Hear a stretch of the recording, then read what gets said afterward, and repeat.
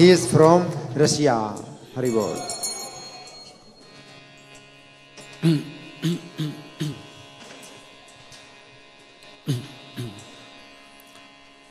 Jaya Radha Madhava Jaya Kunja Bihari Jaya Radha Madhava Jaya Kunja Bihari Jaya Radha Madhava Jaya Kunja Bihari Jaya Radha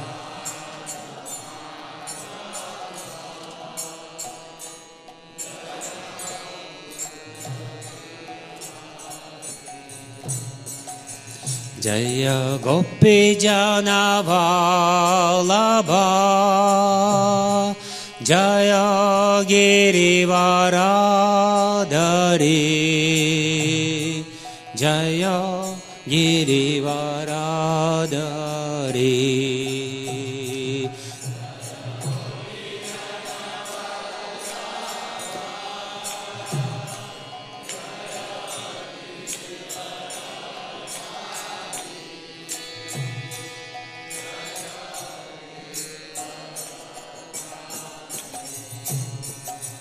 Jaya Gopi Jana Vallabha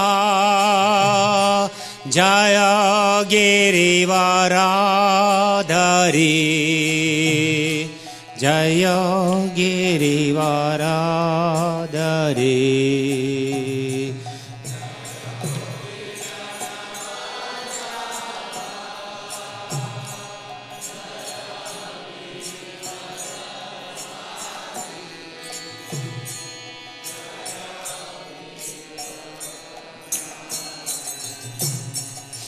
Jayo Yashodanandana Brajajana Ranjana Yashodanandana Yashodanandana Brajajana Ranjana Yashodanandana Brajajana Ranjana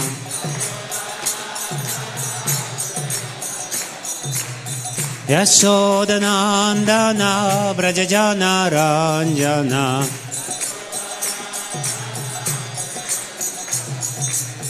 Yamuna Tira Vanachari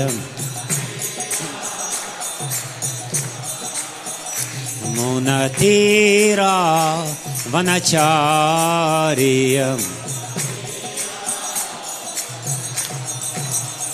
Jaya Radha Madhava Jaya Kunja Bihari Jaya Radha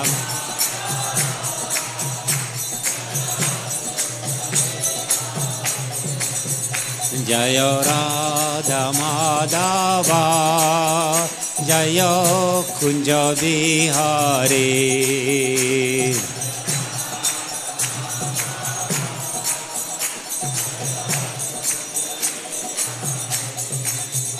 Jaya Gopi Jana Vallabha Jaya Girivaradhari Jaya Girivaradhari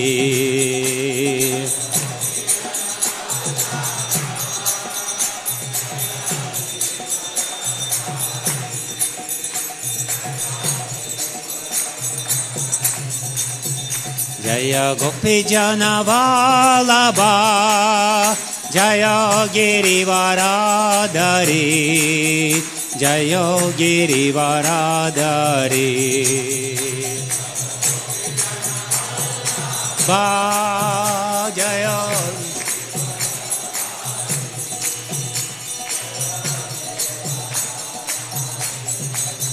Jaya Jayo Yashodanandana Brajajana Ranjana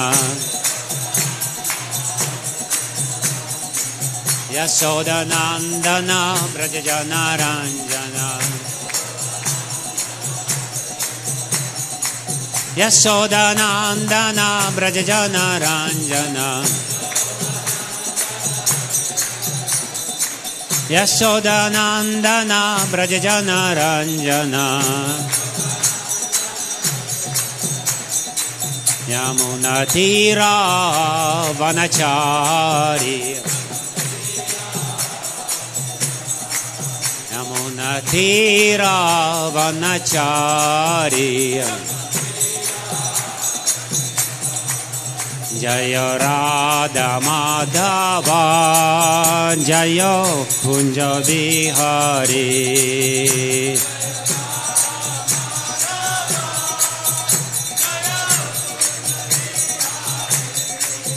Jaya Radha Madhava Jaya Kunja Bihari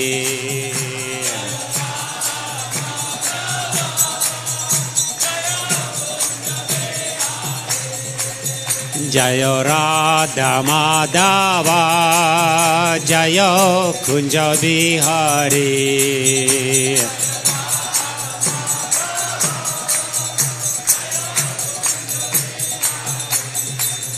Hare Krishna Hare Krishna Krishna Krishna Hare Hare Hare Rama Hare Rama Rama Rama Hare Hare Krishna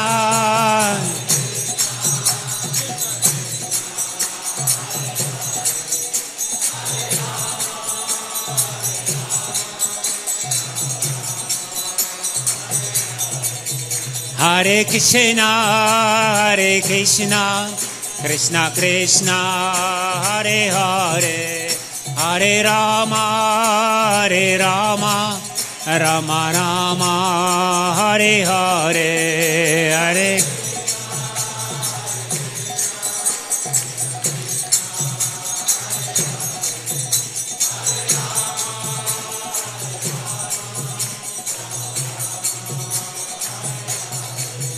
Jaya Prabhupada, Prabhupada, Prabhupada, Srila Prabhupada,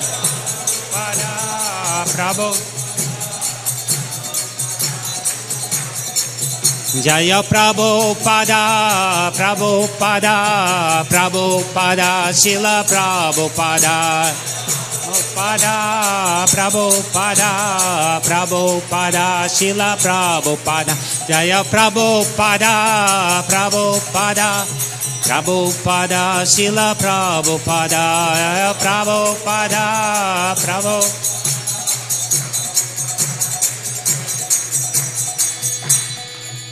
Nitai Gaura Premanande Jai Vishnu Pada Paramahamsa Parivrajikacharya Statara Sata Shishi Mata Bai Charanarvinda Bhaktivedanta Swami Srila Prabhupada Ki Jai Ananta Koti Vaishnava Vrinda Ki Jai Namacharya Srila Haridas Thakur Ki Jai Prem Se Kaho Shri Krishna Chaitanya Prabhu Nityananda Shri Advaita Gadadhara Shivasadi Gaura Bhakta Vrinda Ki Jai Grantharaj Srimad Bhagavatam Ki Jai Samaveta Bhakta Vrinda Ki Jai. All glories to the assembly devotees, all glories to the assembly devotees, all glories to the assembly devotees, all glories to Sri Sri Guru and Gauranga.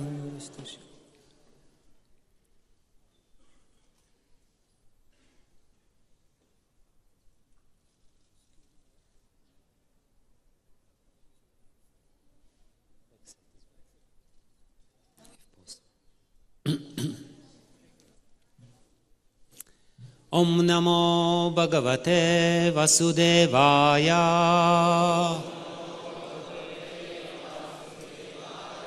Om Namo Bhagavate Vasudevaya. Om Namo Bhagavate Vasudevaya.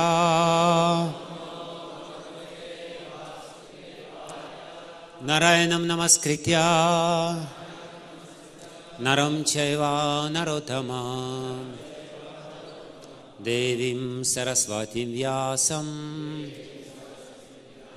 Tato Jaya Mudirayet Nashta Prayesh Vabhadreshu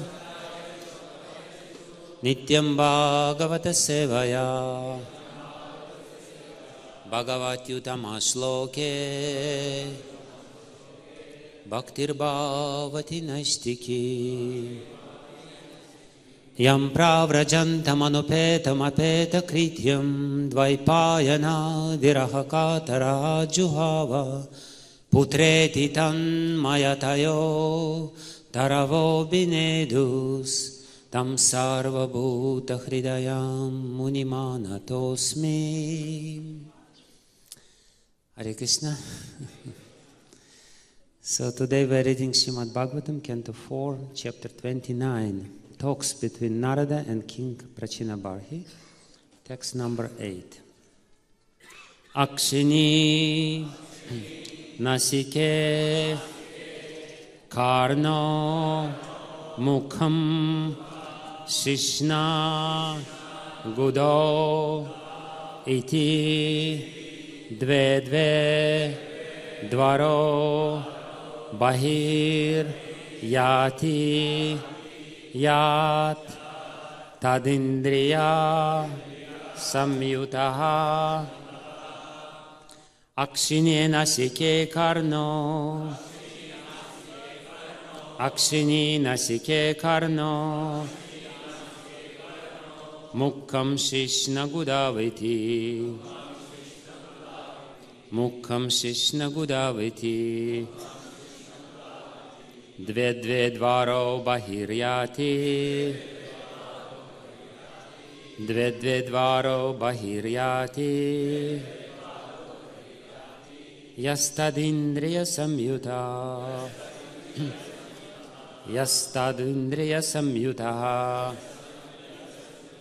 Akshini Nasike Karno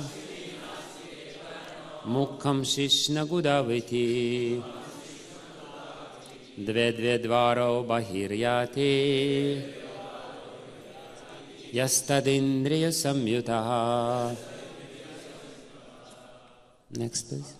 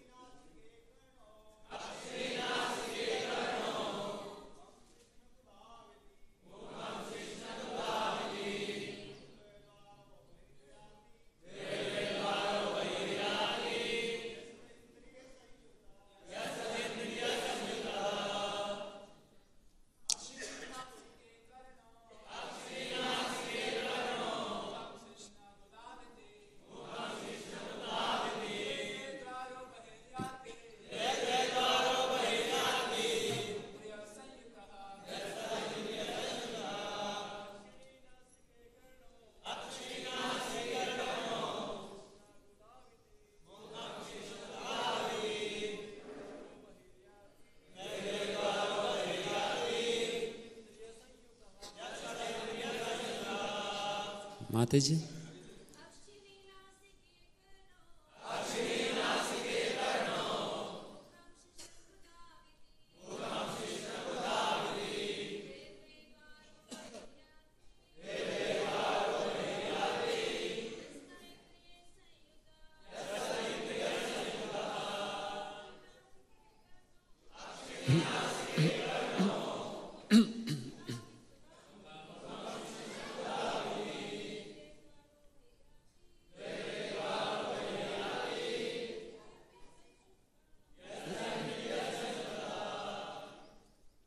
Akshini, 2 eyes. Nasike, 2 nostrils. Karno, 2 ears. Mukham, mouth. Shishna, genitals. Gudo and rectum. Iti, thus. Dve, 2. Dve, 2. Dvaro, gates. Bahih, outside. Yati, goes. Yah, one who. Tat, through the gates. Indriya, by the senses. Samyutaha, accompanied. Translation by His Divine Grace A.C. Bhaktivedanta Swami Srila Prabhupada ki. The eyes, nostrils, and ears are pairs of gates situated in one place. The mouth, genital, and rectum are also different gates, being placed into a body having these 9 gates. The living entity acts externally in the material world and enjoys sense objects like form and taste. Purport.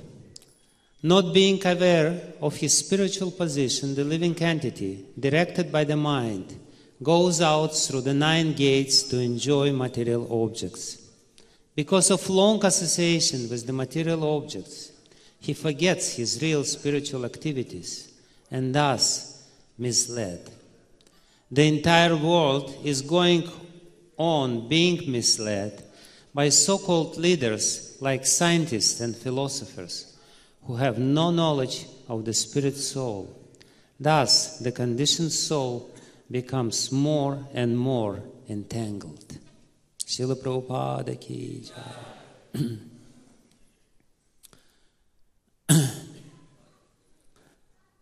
Tah pravishya mama vachimam prasuktam sanjivayata kila shakti dvarach svadhamna nyamscha hasta charana shravanat vagadim pranan namo bhagavate purushaya tubhyam namo vishnu padaya krishna prishtaya bhutale srimati bhaktivedanta swami nitnamine namaste saraswati devi gauravani pracharine nirvishesha shunyavadi paschatyade shatarine.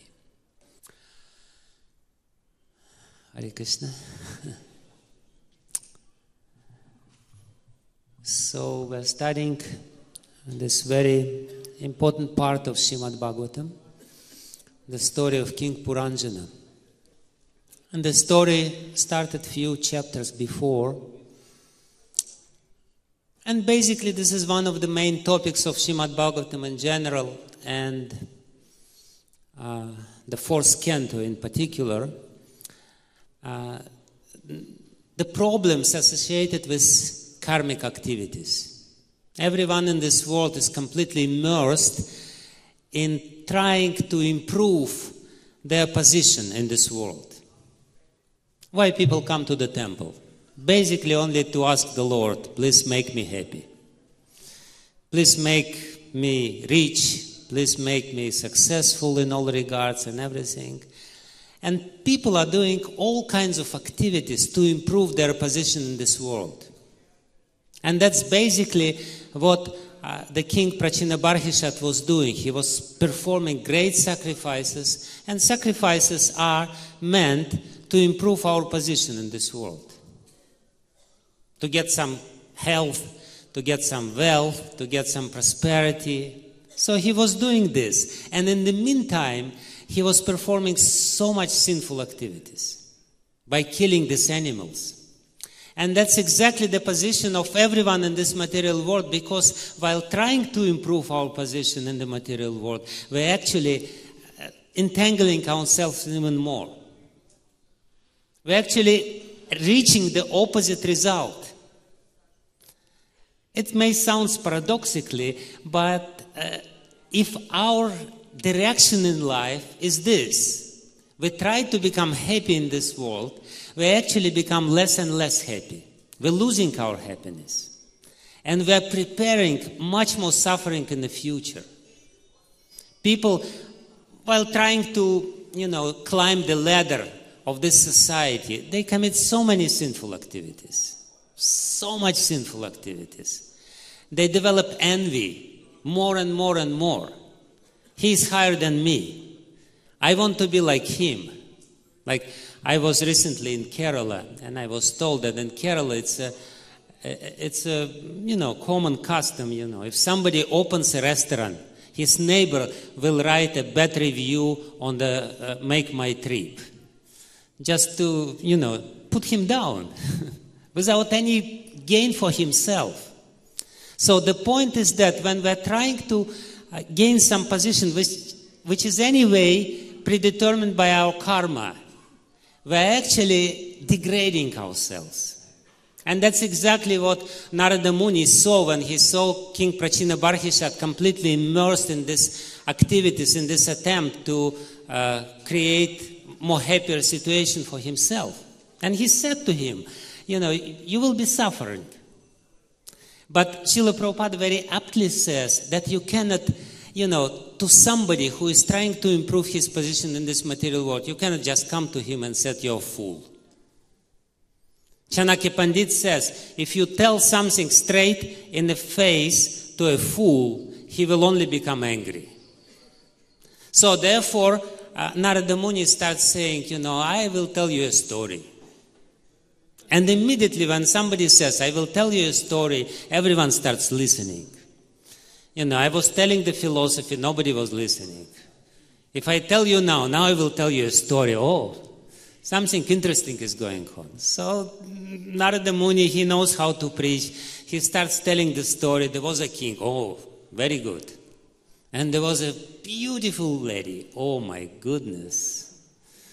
And she had black hairs and, very slim waist, whatever. And she was walking alone. Oh my goodness, this is interesting. Sounds interesting.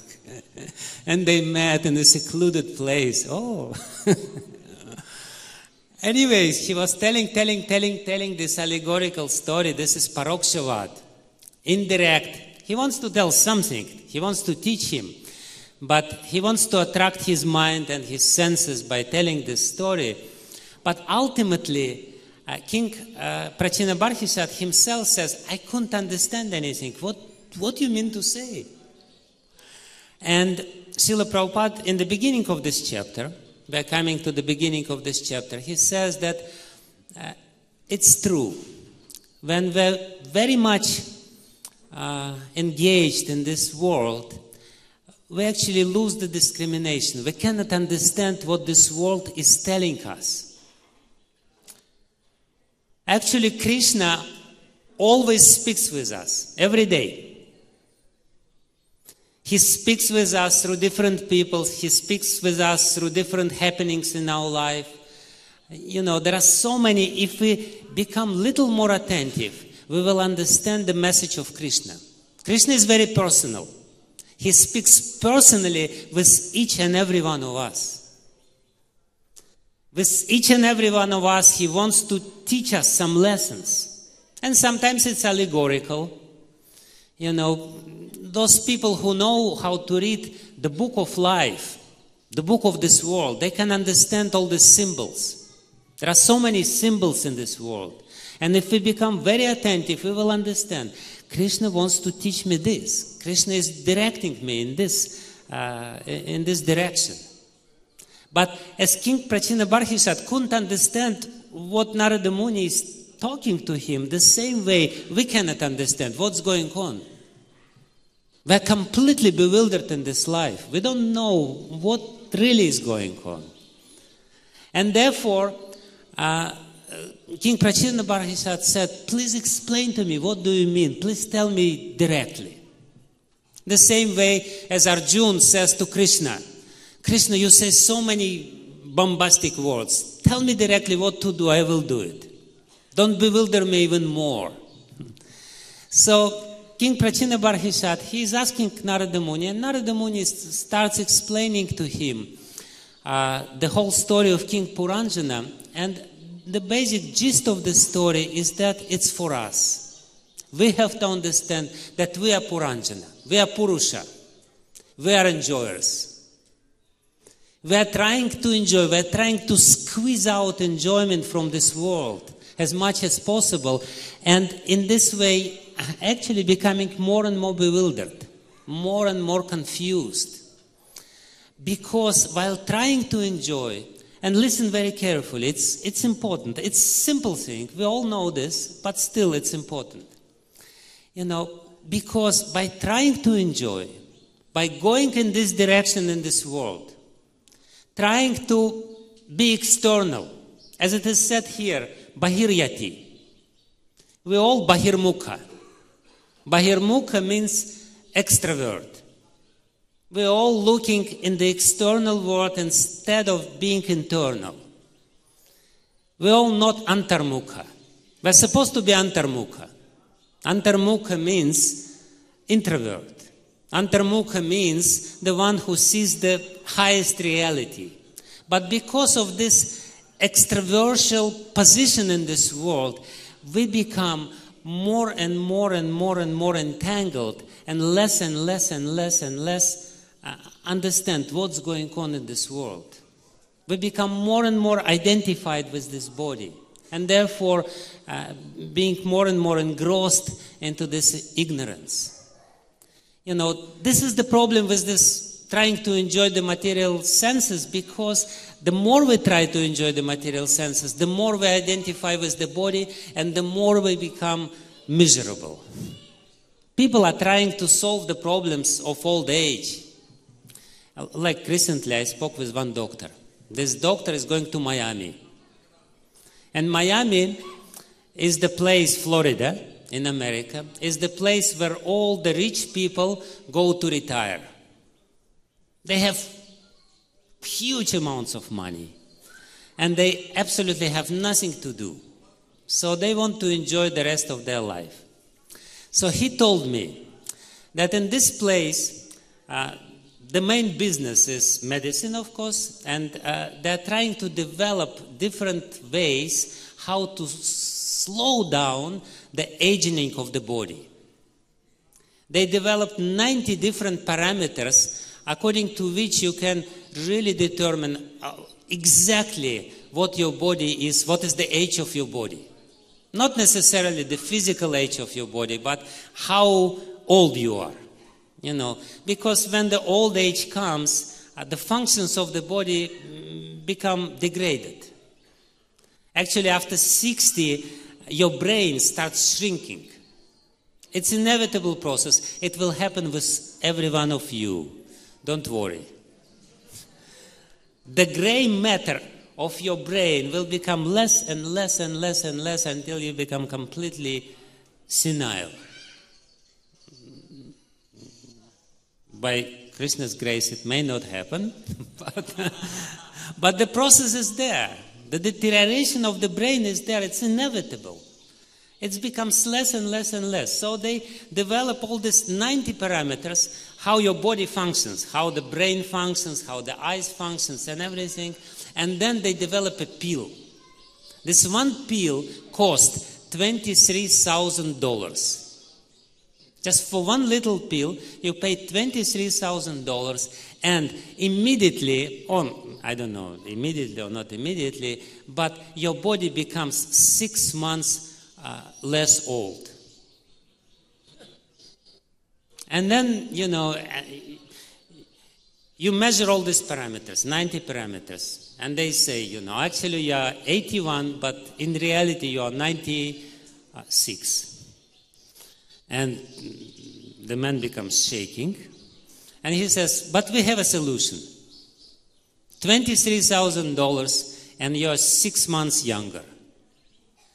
And, you know, when you're young, you think, 6 months, what is this? $23,000 just for 6 months. Wait when you become 80.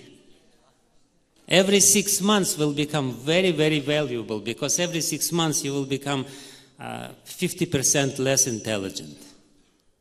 You cannot really enjoy your senses because your senses stopped working. So they developed this pill, and, you know, it sells good. You know, if you have extra $23,000, you can buy a pill and become younger. But the point is that that's exactly what Srila Prabhupada says. The leader of the society, leaders of the society, philosophers and scientists, they bewilder people. Because no matter how many pills you will take, you will anyway die. It's inevitable. And this is the tragedy of the human being. The tragedy of the human being, everyone will die.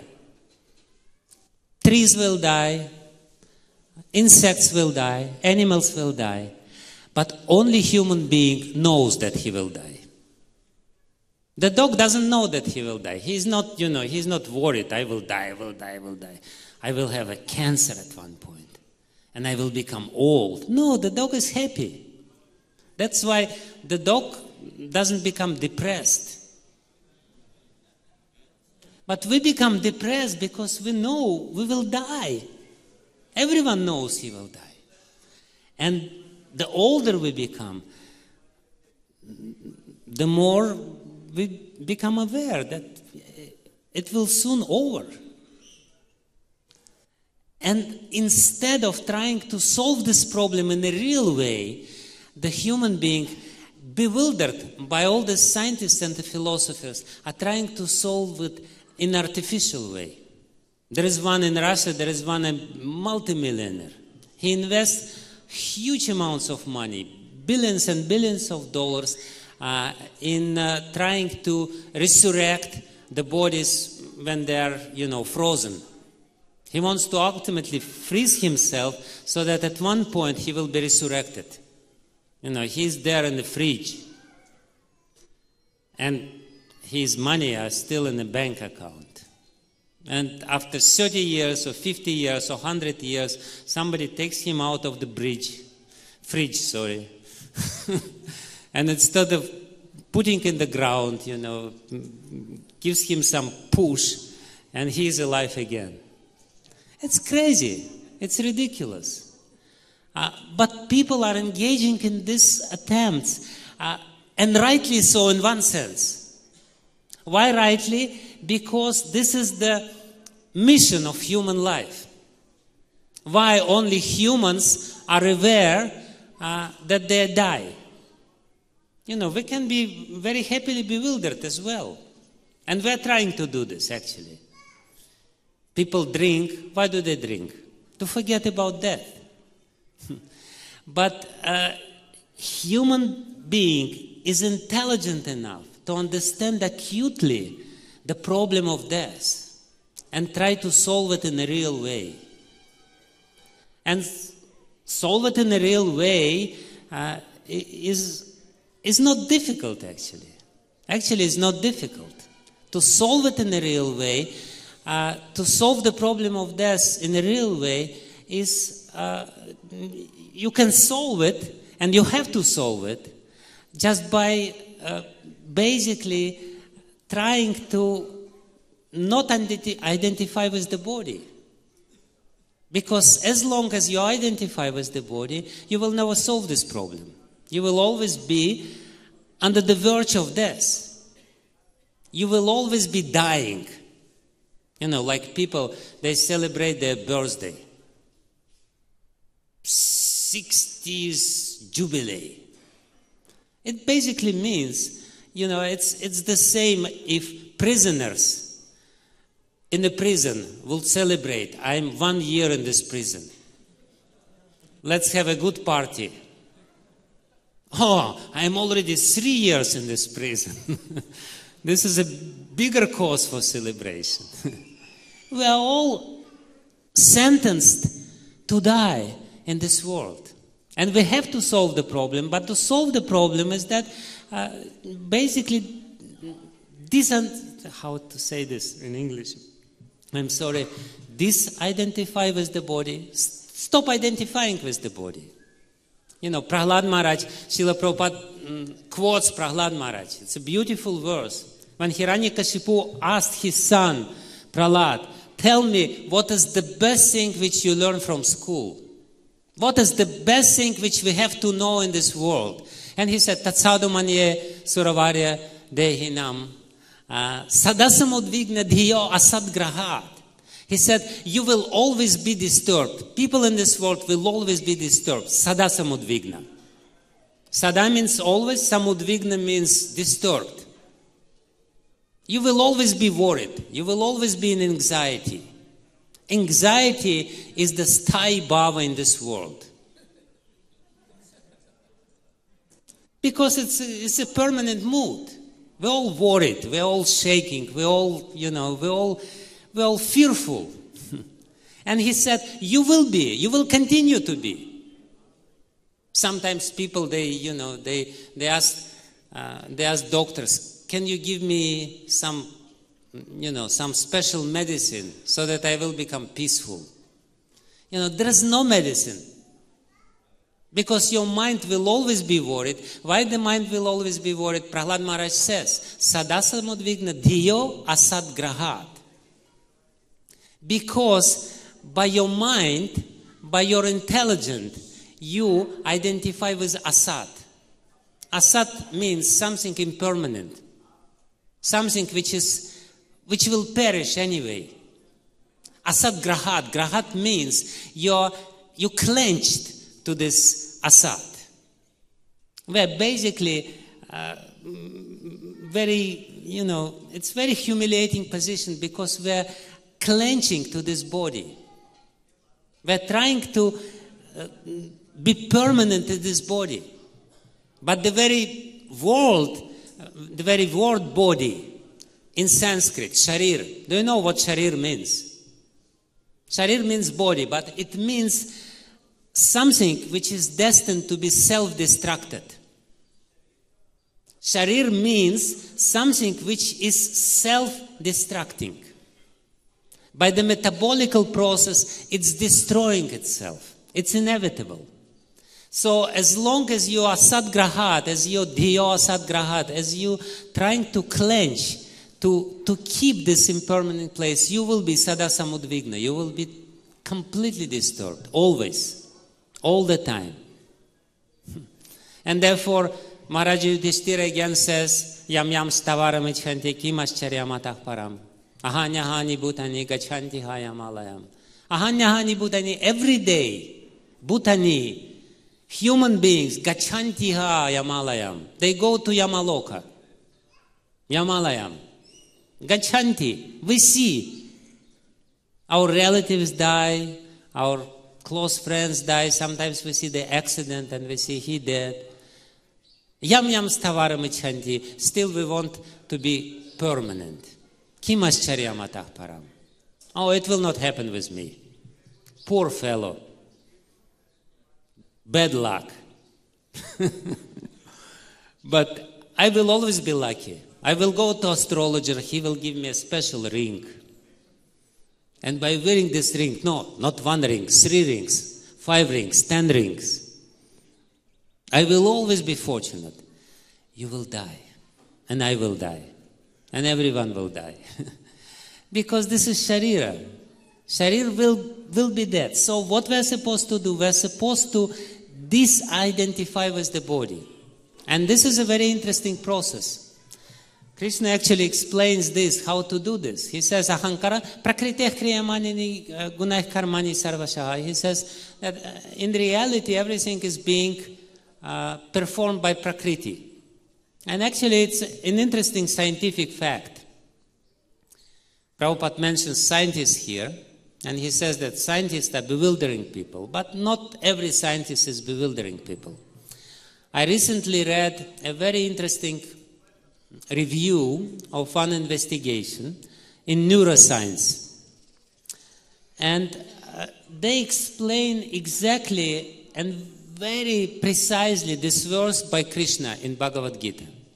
Prakriteh kriyamanini gunaih karmani sarvasha. The scientist says that whatever you do,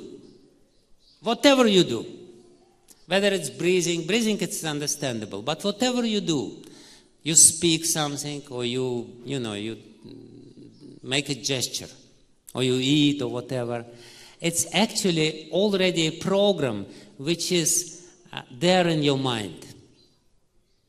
You're not doing it consciously. We think we're doing it consciously, but in reality, the program is already there in your mind, and you know how to do this. It's more or less automatic. Like, for example, we can understand it very clearly when we drive in a car and the car goes into accident. That immediately the body reacts in a very proper way, in a sense. Because the program is there. But in reality, not only in this extreme situation, the body reacts automatically, but in every situation of our life, there is already a program. Prakriti. Prakriti is doing this. But then, listen, this is the most interesting part of this investigation. They say that then we did some gesture, or we spoke some words.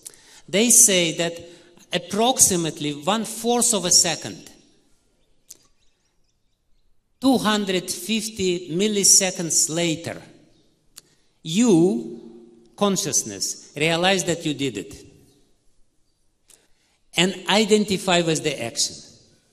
There is a little gap between the action itself and your identification with the action. And the action itself is going on without your involvement. You think we are involved. In reality, we are not involved. We already know these gestures, I'm giving this lecture. Why I'm giving this lecture? Because I know how to give lectures. I started giving lectures, I don't know how many years back, 30 years back or something like this. And by this time, I know how to give lectures. Even if I sleep, I can give lecture. And sometimes people do this. They give lecture and then they fall asleep, and everyone falls asleep. So I know how to joke. I know when to joke. I see when people start, become a little bored. So it's already a program which is recorded there. And you think you're doing this. In reality, you're not doing this. 25 milliseconds later, you realize how brilliant you are. You made a joke, which actually Prakriti did. Might did this joke, and you think, oh, it was a good joke. But this is how the process of identification works. You did something which, in reality, you didn't do it. You just, of course, you trained your mind. You brought some memories from the past life. You learned something in this life. You know how to do this. That's your credit, no doubt about it. But in reality, the point which I am trying to make, and the point which Krishna says in Bhagavad Gita, we don't have to identify with what we do. Because when Krishna says in the next line, ahankara vimudhatma kartaham iti manyate, that's exactly the process which takes place 250 milliseconds later. Kartaham, I am doing it. Kartaham, I am karta. I am the doer. So what Krishna is explaining to us, this process, very important process, how to become ahankar-less. I'm not doing this. Prakriti is doing this. And whatever happens will happen. I will have to accept it. Krishna is directing me from inside. And he's trying to bring me to a nice place. And whatever happens will happen with me, and it's for my good. If we very clearly understand this, how Prahlad Maharaj says, Gato vanam gatoyat dharim ashrayata. The best thing which I understand, you will always be unhappy if you clench to this material world and this material body. Therefore, the only thing which you have to do is go to Vrindavan. I don't know what you're doing in Delhi. Vrindavan is close by. But anyway, if you're preaching, it's okay. If you're serving the deities, it's Vrindavan. This place is not different from Vrindavan. But in reality, what we have to do, instead of being external, as it's said in this verse, Bahiryati, instead of always trying to go outside through the nose, through the eyes, through the ears, trying to interact with this world, we should become internal. And becoming internal basically means I'm not doing this. I'm just observing.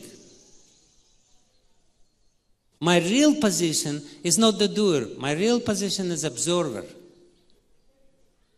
And that's the step number one. That's the only first step in the spiritual ladder. You first say, I'm not the doer. I'm not the doer. And when you're not the doer, you're not afraid of future. Because you know, I'm not this body, I'm not the doer, I'm observer. If we try to observe our life from the neutral position, from the impartial position, we will understand, I was this little boy, who was, who didn't know how to do pee and, all these kinds of activities. I was growing, but I was the same, I was observer. So we try to become observer, and then we will have to understand whom we should observe. In reality, we should observe Krishna, who is within our heart. Now, we are observing this world, and Krishna is observing us. And we are afraid, what's going to happen, what's going to happen, what's going to happen. But if we become egoless, I'm not the doer. Whatever happens with me will happen, no problem with me. It will not happen with me, really. I am the observer, and I will observe. And at one point, you will observe how your dead body is lying. And you will wonder, what happens? You will see you from outside. There are so many near-death experiences when the people all of a sudden just go out of the body and see, oh, very nice, very nice. I don't have to be identified with this dead matter, with this bag of mucus and flesh and blood and everything else. So that's basically what Narada Muni is trying to teach in Prachina Barhishad. The first step. He's not teaching the second step, which is more important. The first step is not you're observer, you're not the doer. All these activities is external to you. At one point you found this nice city of 9 gates, this human body. You were wandering and wandering and wandering, little spirit soul, and then you saw, oh, such a nice body, such a nice city. Oh, I will enjoy so nicely, oh, my life will be so beautiful. And my wife will be so beautiful. And my home will be so beautiful. And my children will be so beautiful. Your wife will become ugly. And your husband too, by the way. And your children will become nasty. And your house will be destroyed. But we are not this body. We are not this 9-gated body. We are spirit, soul, and this is the first part. And we have to train ourselves every day of our life. Every day. Every second. By trying to be in present. Not in the future, not in the past. Oh, in the past it was so nice. It was so nice in the past, and it's so miserable in the future. No. Be here and now, and then understand what you are supposed to do. And we are supposed to do internal. Internal means we have to observe the beauty of Krishna. And because we cannot see the beauty of Krishna inside, we can observe the beauty of Krishna outside. And we can come and say, Krishna, I know you are inside. And I know you are so beautiful. Please reveal me your real beauty. Sri Chaitanya Mahaprabhu, the avatar of this age, he came specifically for this point. He said, who is Krishna? Krishna is the most beautiful. Who is God? God is most beautiful. What is the real meaning of life? To understand the highest beauty and to be completely absorbed in this highest beauty, to fall in love with this highest beauty. That's the meaning of life. And you can only start doing it when you stop identifying with the body. When you stop being engaged in these external activities by tasting, by hearing, by, all these external things. You really have to understand this highest beauty. And that's the solution. That's the real solution. Stop thinking that you are this body and start understanding that you are related with the source of eternal beauty and bliss, which is Krishna, and which is not easy. I mean, it sounds easy, it's not easy. So I will finish with the beautiful verse by King Kulashekar. As I said, the real mission of human life is to solve the problem of death. And that's why we're so acutely conscious of death. And that's good. Everyone knows I will die. And we have to solve this problem, not to make a quick fix, not to hope that I will be in a fridge and fridge will solve the problem of death. No, in a real sense. That's the mission of human life.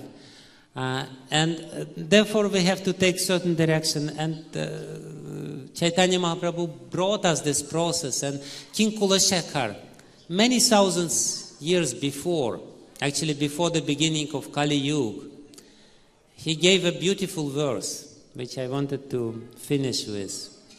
Idam shariram satasangi jarjaram. He says, Idam shariram, this sharir, this body, which is self-destructible.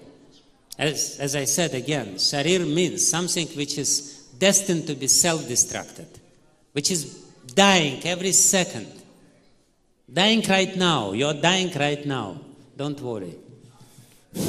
Everything is fine. Everything is going on. So, idam shariram satasangi jarjanam. There are so many sandhis, so many joints in our body. And this is a logic. This is from Nyaya. In Nyaya it is said that anything in this world which has different parts will become destroyed. The only thing which will not, the only thing will not be destroyed which doesn't have parts. And because this body has so many parts, it will be destroyed very quickly. Of course, you think you will get spare parts. My liver doesn't function, so I will get some extra liver. My heart doesn't function, extra heart. My head doesn't function, some extra head. But even extra head will die at one point. So King Kulashekar says, Idam shariram satasangi jarjaram. Hundreds of sandhis is there. Hundreds of joints. Satasangi jarjaram. Patatyavasyam. Parinama peshalam. Patatyavasyam. For sure it will fall down. Avasyam. Patatyavasyam. Parinama peshalam. It is destined to be changed. Parinama peshalam. It will be transformed into somebody else. Kimosadim prichasi muda durmate. Oh fool, durmate. Oh fool, kimosadim. Why are you going to apothec? Why are you going to Osadi Laya? What Osadi you're asking? Don't ask this Osadi and that Osadi. I know after a certain age, like now, I have a, suitcase, and half of the suitcase is medicines. Really, half of the suitcase. And when I was young, maybe I had one bottle. Now I had half of the suitcase, very nicely protected. But King Kulashekar says, "Kimosadi prichasi muda durmate." What kind of medicine you're asking? Oh fool! Niramayam Krishna rasayanam piba. Niramayam. If you want to be not amaya, amaya means disease. According to Ayurveda, all the diseases are caused by ama. And ama is the product of indigestion. And everyone has indigestion. Especially here in India when it's so hot. So much ama is there. And because of ama, the disease is there. And if you want to be niramaya, without amaya, disease means amaya, something which is caused by ama. If you want to be niramaya, Krishna rasayana piba. Here is the real rasayana for you. Krishna, the name of Krishna. And if we really understand that the name of Krishna is not different from him, that the whole beauty of this world is in the name of Krishna. And if we understand this simple point, then the solution is there. The problem is solved. You're not going to die. You will not be afraid of death. But until you don't realize this, you don't have this experience, real experience, that the whole beauty and bliss and essence of life is in this world, Krishna. Until you understand this, the problem is not solved. And you will be afraid of death. Therefore, the real solution is stop identifying with this external world. By the process of entangling oneself more and more into this external world through the senses. Don't pay too much attention to this. Don't be too much attached to this process. Try to be little detached. I am not the doer. The body is doing. The brain is doing. The mind is doing. Prakriti is doing. And try to understand that the real essence of life in this word, Krishna. Niramayam Krishna rasayana piba. And you drink it. You drink this word of Krishna. Hare Krishna, Krishna Krishna, Hare Hare, Hare Ram, Ram Ram, Hare Hare. Hare Krishna, Krishna Krishna, Hare Hare, Hare Ram, Ram Ram, Hare Hare. I will tell you a little story after this boring lecture. The whole lecture was, and actually the whole thing was about renunciation. And this verse is about renunciation. About not making too big deal out of these experiences which we have. Smelling, hearing, seeing. So it's an important lesson. So I'll tell you a little story to finish the lecture. There was 2 monks. And one monk, 2 sannyasis. Or 2 brahmacharis. 2 brahmacharis. It's more appropriate. And they were traveling together, these 2 brahmacharis. And one brahmachari was completely renounced. He didn't have a penny in his pocket and he was very happy. He had a hole in his pocket. So even if he had some money, the money would fall out from the pocket. And the other one was a little more careful. He had some money. usually brahmacharis have some money. They know the trick how to do it. And they were traveling together, and while traveling, they were arguing with each other. One was saying, renunciation is so good, I'm so happy, I don't have anything to do, and I'm not worried about anything. And the other one was saying, you're a fool.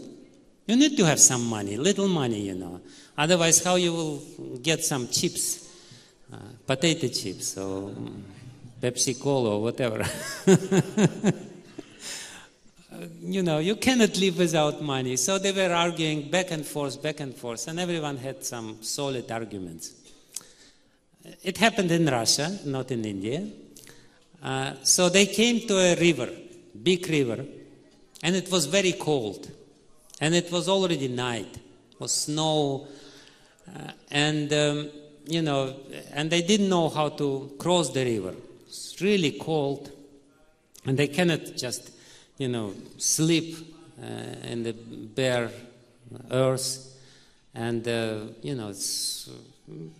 so ultimately the other brahmachari who had money said, no problem, we will get some boatmen. The boatman was there in the next shore of the river. So they called the boatman and they paid little money to him, and the boatman brought them to another side of the river, and they came to a village and found a home and started, took some dinner and, going to bed. And the brahmachari who paid, he started saying, you fool, I told you, you need to have money. You need to have money in this world. Because, this whole renunciation is useless. It will not save you. The only if you have something and if you are little attached, then you can live. Otherwise, we would be in this other shore of the river, and it would be, cold. How we will live? We will not survive. And the other brahmachari was listening and nodding his head, and he said, no. Actually, not your money saved us. Renunciation saved us. He said, how come? How renunciation saved us? Because you renounced your money, we are saved. If you didn't renounce your money, we would not be saved. Right?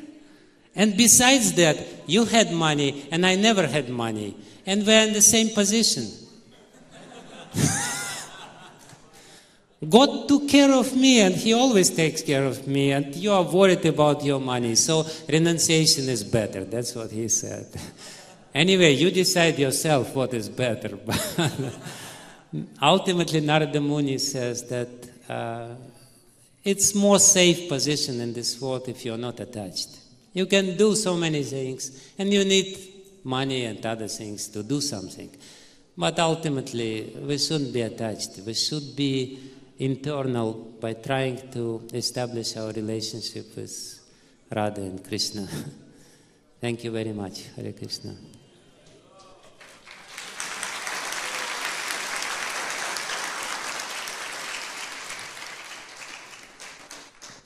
Any question? Haribol. Okay. Thank you, Maharaj. Such a nice lecture. You told that we are controlled and we are being controlled by three modes of material nature, and in whatever way we are programmed, we are acting in that way. So is there any way we can come to mode of goodness and work in a proper way? Because we are controlled, and if we are in mode of goodness, then I think it would be the better way to be controlled. Ultimately, mode of goodness is not a solution, because you become attached to the mode of goodness. And you can be very strongly attached to the mode of goodness. Mode of goodness is good because it gives you some knowledge. As Krishna says, the goodness gives you happiness, and you become attached to this happiness. And the goodness gives you knowledge, And this knowledge which goodness gives you is the knowledge of eternity. Only when you are in the mode of goodness you can understand the eternal nature of your consciousness, to a certain extent. This little understanding of eternity or sense of eternity is coming to you. Therefore, goodness is good because goodness is a good starting point to develop some sort of more detached position. But we shouldn't think that the goodness is a solution. Goodness is an intermediate stage. Sometimes people, they become too much attached to this mode of goodness. Recently, I was in Kerala, and I came to one Brahmin there. He's a head priest of Shiva temple. My goodness, I mean, I was amazed. Beautiful place, beautiful house, beautiful wife. In the walls there are awards which his children got, the beautiful children, everything is nice. And I was looking to him and I thought, it would be very difficult for you to leave this world because everything is too nice. It's too good. So that's the problem with the goodness. Goodness is, of course, it's very difficult to develop mode of goodness in Delhi. I would say it's impossible. You just breathe this air and there is no goodness. You drink water. So ultimately, goodness is good, but it's not that necessarily you need goodness, because you can understand even without goodness that you should go a little higher than goodness.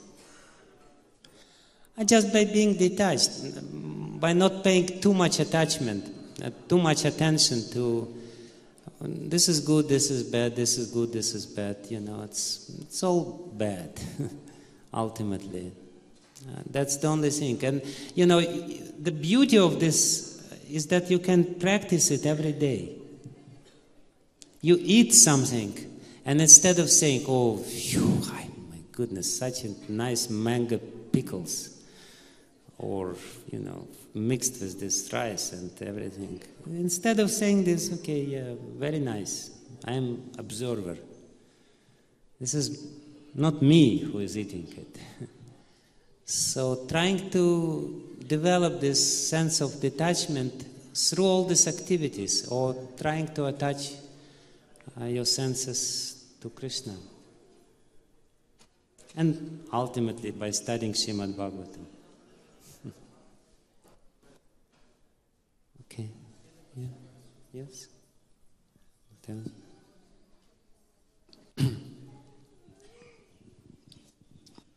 Hare Krishna Maharaj, you started the lecture with that more we work in this material world, more we get entangled. And the last point was we should be just observer. Now say if any criminal is there, he says, I am not doing anything, I am just an observer. These modes are doing the crime. But he is getting entangled in this material world. So how a living entity, a general living entity like all of us, should understand this concept here? I mean, he has to do something, he will do, and he's getting entangled. So how can you say, I am observer? Because if you're observer, if you're just keeping, you're just kept quiet, you are doing nothing, it will not work. So you are doing something in this material world which will make you bound. Then how can you be observer? I'm not sure, but I think I understood what is the question.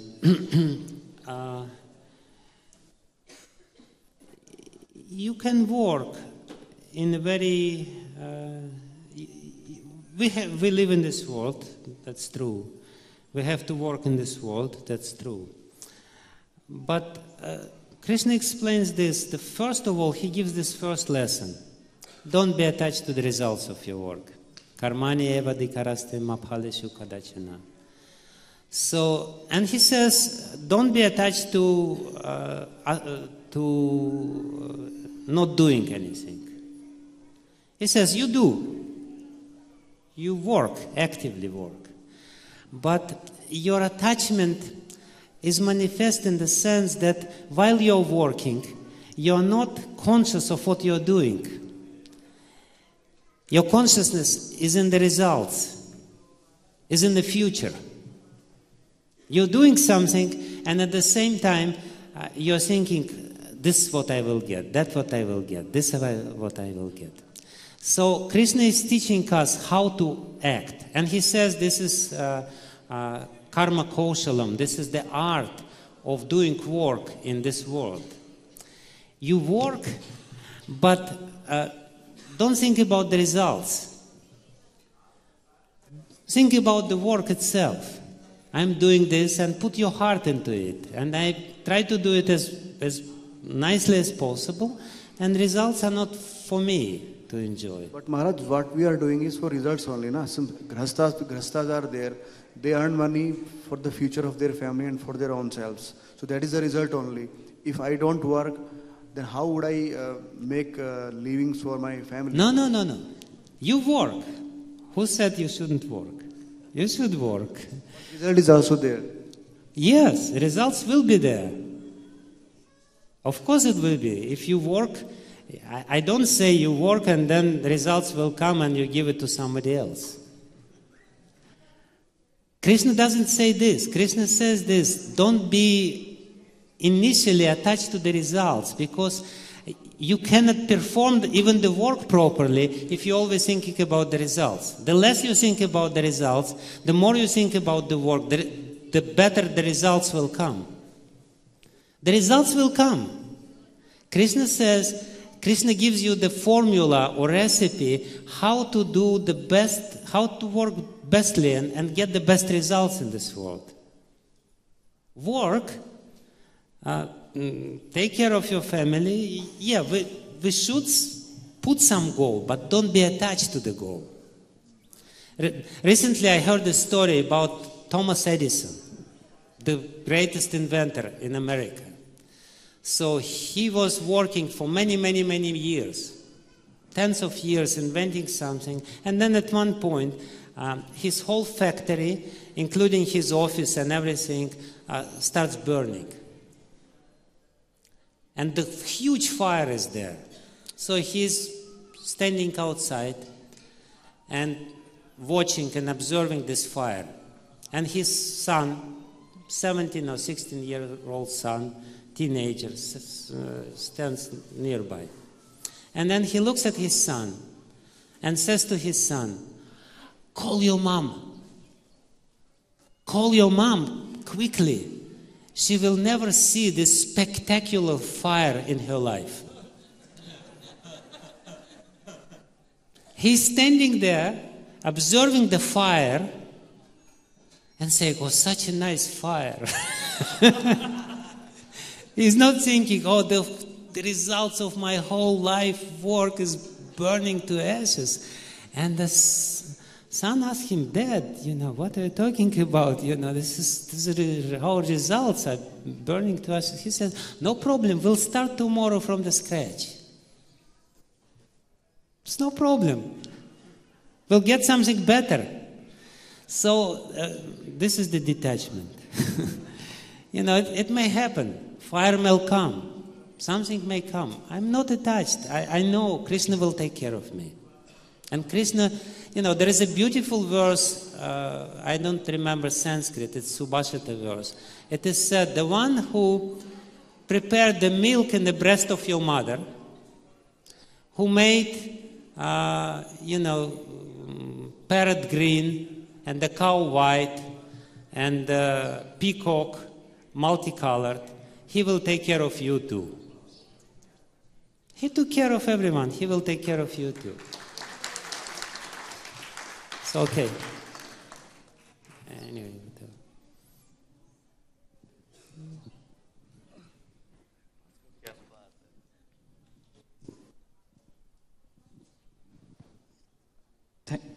Thank you, Maharaj, for the wonderful lecture. I have a question, Maharaj. You said that whatever we are doing, actually we are not doing, but the Prakriti is doing, as if it is been programmed in our body. But if we say, suppose we are learning new things, learning process, is that we are, as a soul we are learning, or as the body is being programmed? No. As a soul, you only have little function of desiring. You have the desire, the rest Prakriti is doing. Prakriti means including mind, the fine machinery of your brain and everything. This is all recorded there.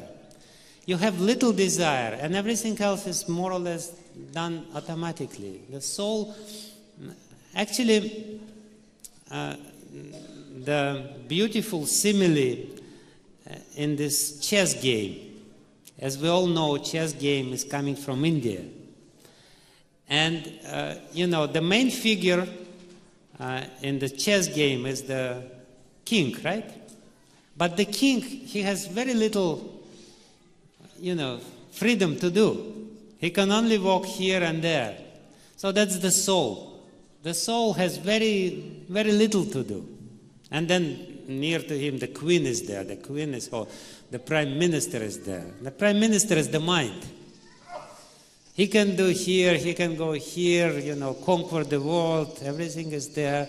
But his main duty is to protect or to serve the soul, the king. So the soul is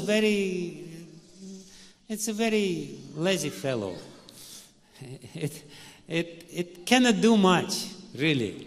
It can only either observe or love Krishna. Or try to enjoy this world by identifying with the body and giving all these directions to the queen or whatever. Thank you, Maharaj. I guess it's already late. Thank you very much. Srila Prabhupada ki jai. Hare Krishna.